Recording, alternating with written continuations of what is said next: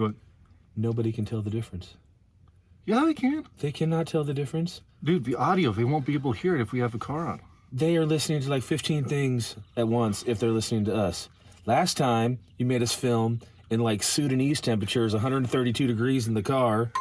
And it was couldn't turn the AC on. Today. Now we're in like Siberian temperatures. Like, I don't know if we're doing this as like honorary to the Ukraine or what, but man, I don't even own cold weather stuff. How'd you wear your daughter's hat? Well, dude, we got to talk about what's happening in Ukraine and the Russian invasion because no one is really talking about from a biblical perspective.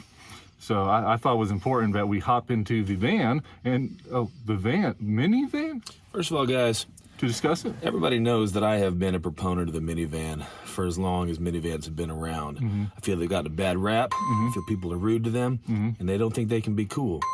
But Caleb, on the other hand, has taken it to the next level because Caleb's family is so not many, as his children have grown, that he now has what I affectionately call the Mormon van.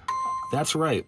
If you have sister wives or produce many, many children more than anyone in America should or does, you need a van that's got at least 15 passengers available in here. I can see all the way back to the other county that we came from. Congratulations on your van, brother.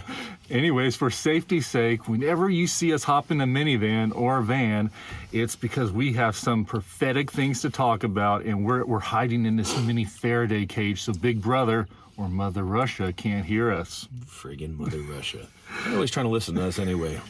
You know, we were just banned for our Mark of the Beast episode on one of these social media platforms, so hopefully this video won't get banned. But guys, Ukraine, this invasion, yeah, the whole media is talking about it, but I think it has some spiritual and prophetic implications that we need to discuss. Yes, Josh? How on earth are you going to discuss this invasion with that hat on? Exactly what side are you on, bro? Oh, hold on. Drop the ear. There we go. There we go. Yeah, and I'm the Alaskan Bushman. That was almost real bad. Continue, please, prophetically speaking. Let's talk about Ukraine. Ukraine seceded from the Soviet Union in 1991. Now, when they seceded, they had a third of Russia's nuclear weapons. We're talking 1,900 nukes. They're on the border of Europe. People were nervous about that because they became the third largest nuclear superpower overnight. Nuclear. It's pronounced nuclear. So in 1994, Great Britain and America and Russia came together. They said, if you give up all your nukes with the Budapest Memorandum, then we're going to protect you if anybody tries to attack you. See how well that turned out. Yeah, let me just tell you right now, if anybody ever approaches you and says, hey, give away all of your protective weapons, and I'll totally protect you, they're probably going to take your lunch money. Well, guys, if you've seen the movie Fiddler on the Roof, the history of Ukraine and the Jewish people go back hundreds of years. You know, during the Tsarist Empire of Russia, they took all the Jews and they quarantined them to the far western reaches of the empire in a place called the Pale. This encompassed Ukraine, some of the places today, and the Jews lived in squalor and in poverty. They weren't very beloved by the Russian people. Are we ever going to escape quarantines? Yeah, I would hope so. They suffered under the pogroms in the late 1800s, being massacred. And as in Fiddler on the Roof, you know the story of that, Josh. They were kicked out of their homes. They were kicked out of their homes. It's literally a loose biography of your life because he got like 87 daughters too. But they were kicked out of their homes. Yeah. And this is not the first time in history that this happens to the Jewish people, as you're talking about. Feifel goes west. The American tail, the little mouse who's kicked out of Russia. He has also no cats in America. Historical facts about what's gone on historically. That's true. So the Jews had to escape to Europe, to America, even to Israel during that time. Of course, we know the end of the story of the Jews in Europe. 6 million of them died during World War II. And that was a catalyst, Josh, for the Jews to return to the land of Israel. Spiritually speaking, we know Ezekiel chapter 36, God prophesies that the Jews that were scattered in the diaspora will return to the land of Israel in the last days, if you will, actually. And during that time, we see this catalyst coming forth again and again. There's 100,000 Jews in Ukraine today. Wow. And I think this is another catalyst of Russians invading, that may drive them back to their origin land, to Israel.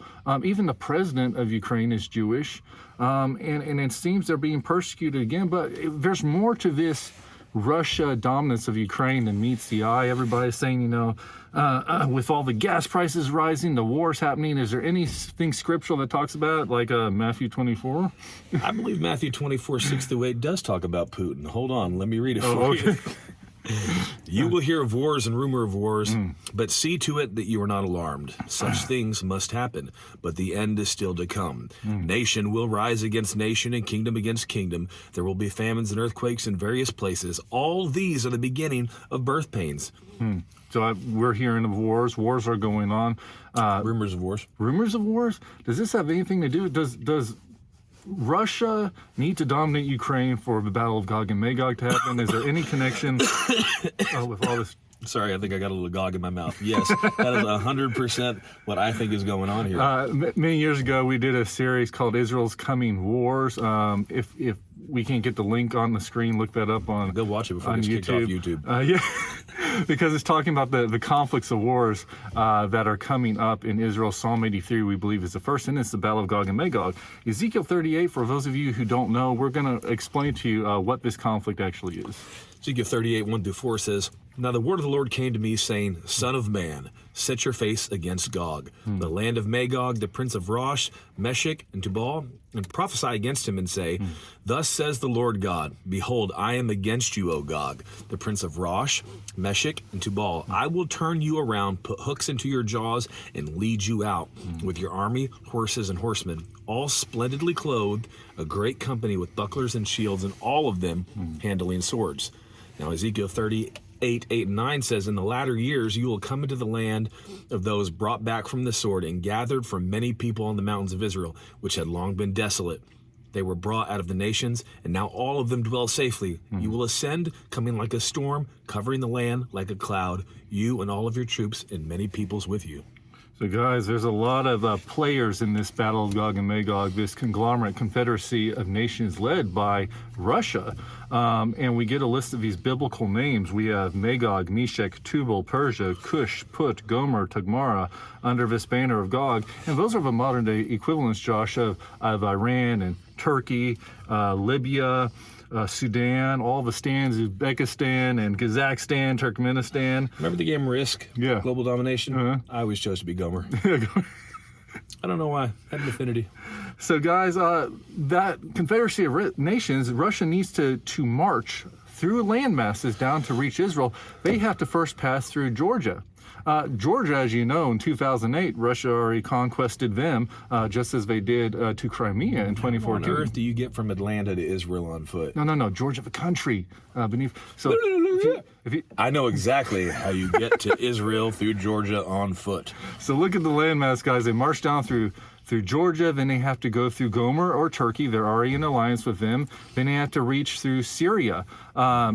Don't worry about Syria, guys. Isaiah chapter 17 takes them out. The oracle of Damascus, they're not going to be a problem. They're going to march through to finally get to Israel. And guys, all this is important. Ukraine is important, Josh. It's not just the gateway, the key into Europe from Russia and all the oil pipelines, gas pipelines that are going through there. But I believe its territory as being the northern border of the Black Sea is prophetically important. Yeah, Russia has access to these ports in the Black Sea, but most people don't know that the largest naval battle in history occurs during the Battle of Armageddon. And Russia has a massive fleet of ships that participate in that in Daniel 11. Daniel 11, 40-41 says, At the time of the end, the king of the south will engage him, the beast, Antichrist, in battle, and the king of the north will storm against him with chariots and cavalry and a great fleet of ships. He will invade many countries and sweep through them like a flood. 41. He, the Antichrist, will also invade the beautiful land, Israel. More prophetic scriptures explain that scene, brother. Yeah, there is. But to get the full idea, we've talked before, and most people know that the Antichrist government is a confederacy of 10 kings. Most people think 10 countries. I believe the Bible gives hints that there are 10 regions around the world. And as Daniel 7:24 states, 3 of these kings rebel. He has to subdue them and put them into submission.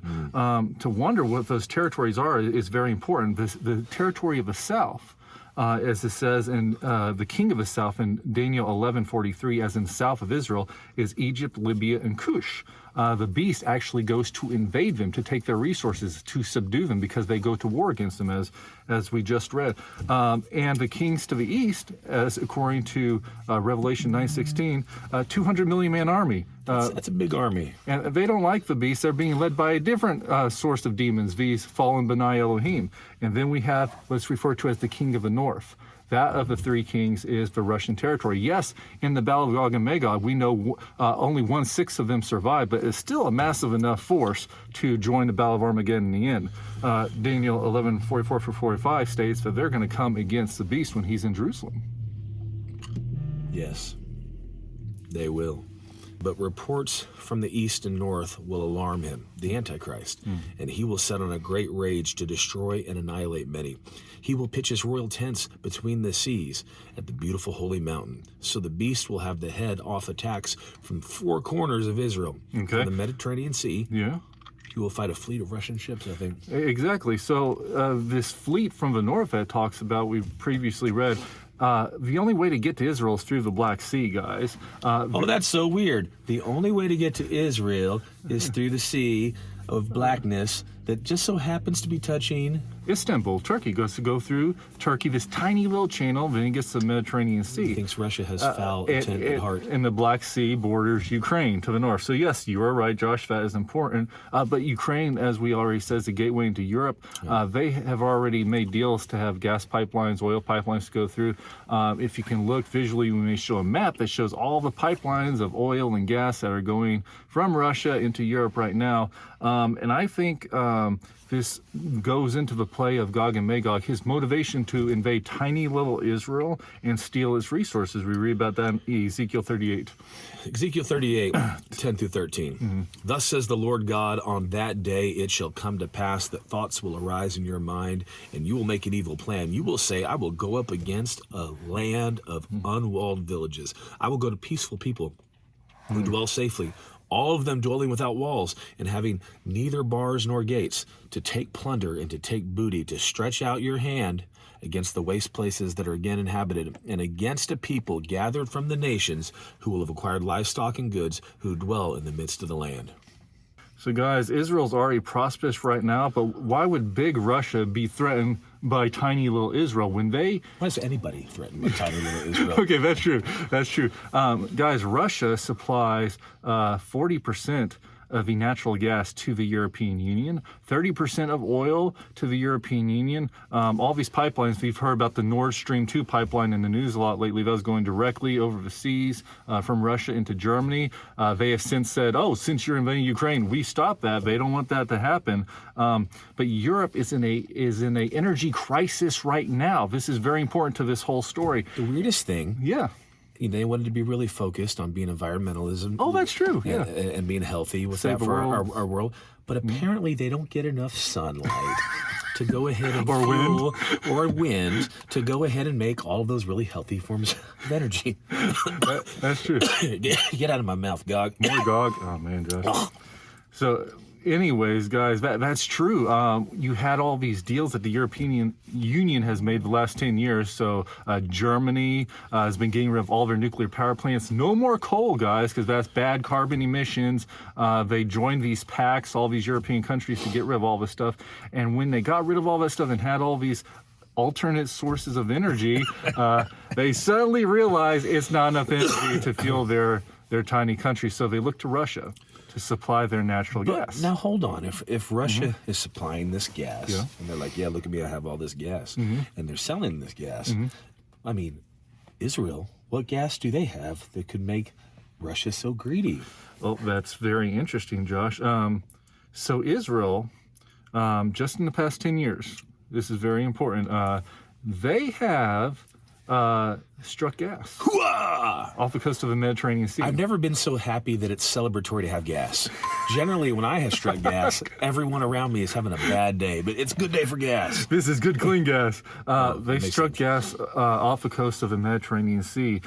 This is important. I think Israel's going to strike oil also sometime in the future. Yeah, they are. Is this still going to be a threat to Russia? Well, Israel's been sharing that gas, selling it at a fair price to these countries in the Middle East. and they devised a plan that they were going to make a pipeline called the East Med pipeline that was going to go to Cyprus and then to Greece to supply the southeast of Europe. Now, it's very important to realize that currently Russia does not supply Southeast European countries. They had a plan called the Tesla pipeline. They were building through Turkey to reach Greece. Does this themselves. gas get to the source at 0 to 60 in like 2 seconds because it's a Tesla pipeline? I have no idea. It's made of straight batteries that you plug in at your house. Anyways, this was an immediate threat when Russia heard about this, when Turkey heard about this. They sent warships and surrounded Cyprus. This was a few years ago. America, we said, okay, we're going to support Israel. We're going to support your pipeline. And then suddenly a new administration comes in, and as of January 22nd, they said, no, we don't support you. No, we don't anymore. Oh, that's so weird. Everybody keeps telling me how man is innately good, and yet somehow, every time a situation to be greedy, buttholish, or go back on your word happens, everybody does it.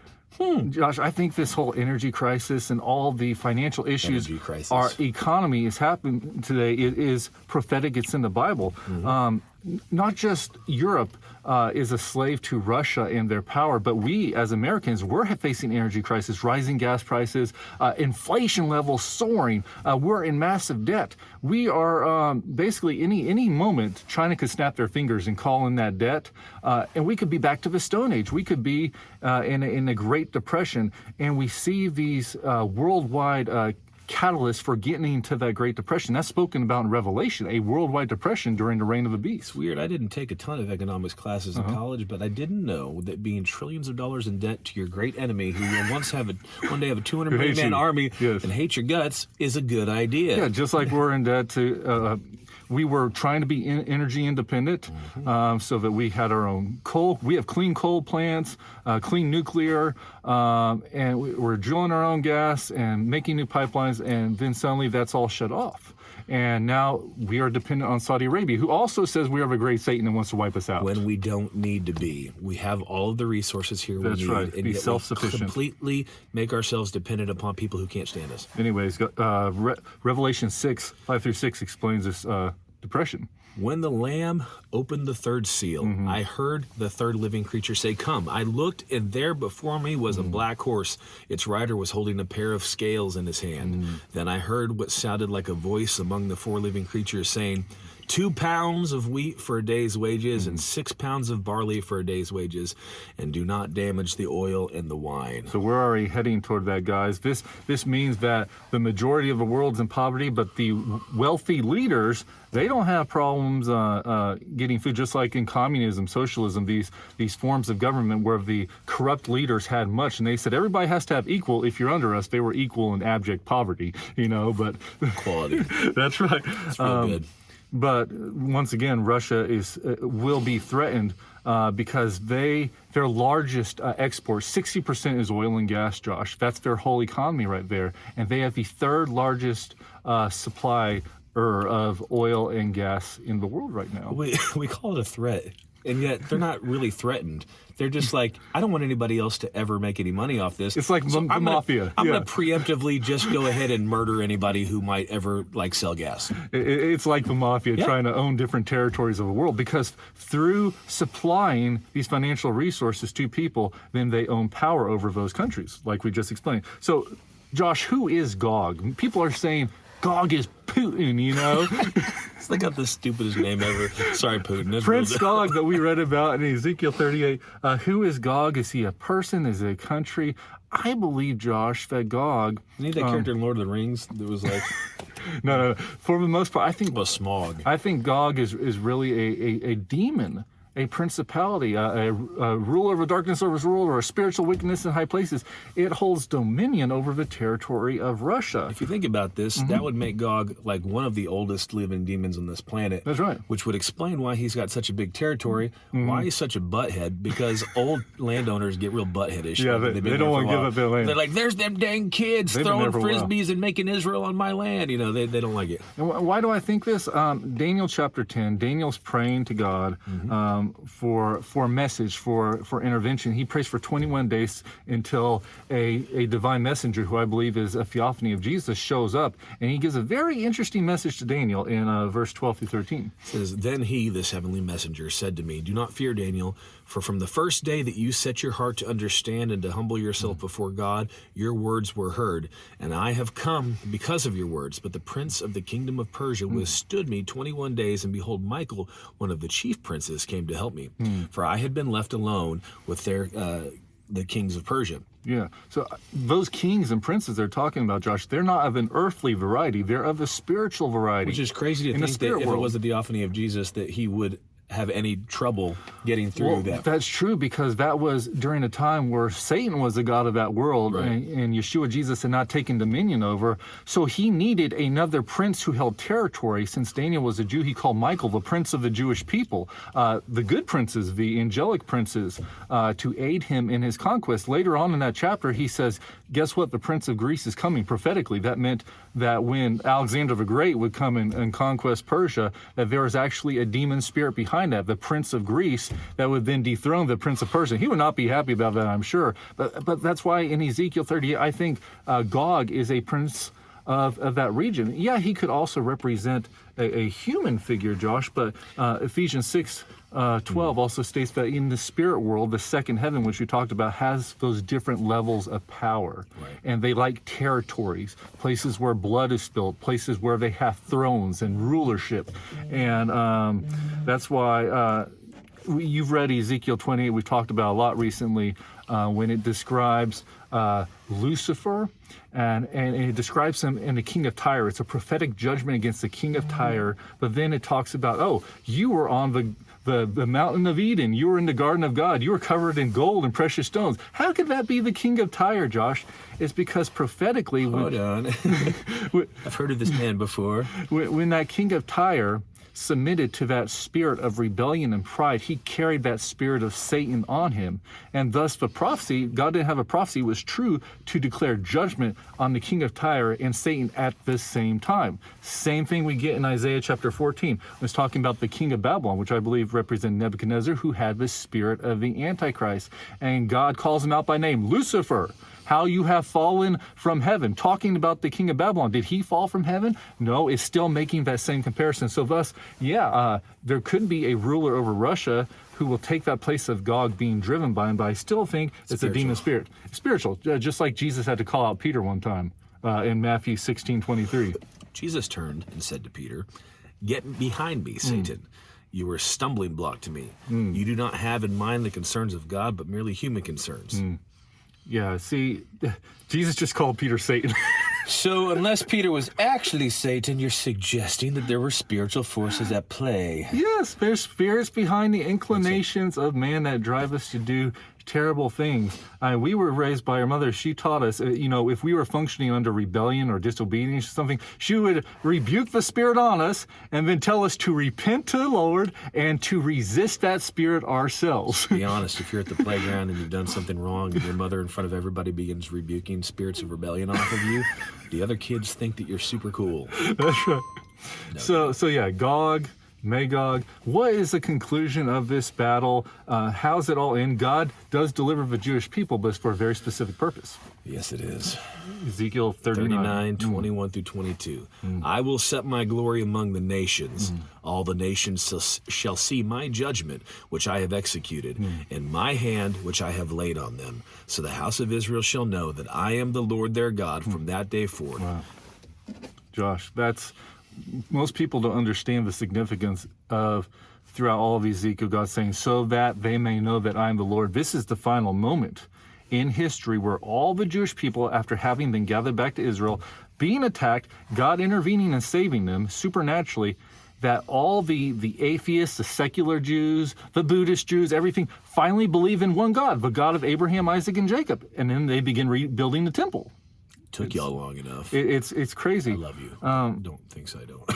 But guys, this is sad because right now, not all the Jews, we want all the Jews, yes, to believe in the God of Abraham, Isaac, and Jacob, but we want them to believe in Yeshua as their Messiah. We do. And though we've talked a lot and we've made a lot of jokes about Russia and different stuff, Russia's not the enemy. He is not the enemy. Just like in any battle throughout history, it's not the man that's the enemy, it's the spirits behind the man. You're right. It's the deceptions that's causing these people to choose these spiritual forces. And so what we're saying is that, guys, we have to fight a spiritual war because that's what it is. Now, yes, right now, there is a physical battle going on, and Ukraine is fighting for their life against this battle. And so we have to pray. We have to fight in the spiritual realm even more so than we would typically do, because we know that that battle is what will turn the tide in the physical battle. Yes. And so instead of just waving a banner of hate against Putin, or against Russia, or against whoever is giving into it, we need to take authority over those strongholds, over those spirits, over those Gogi, Magogi, whoever they may be, teriyaki.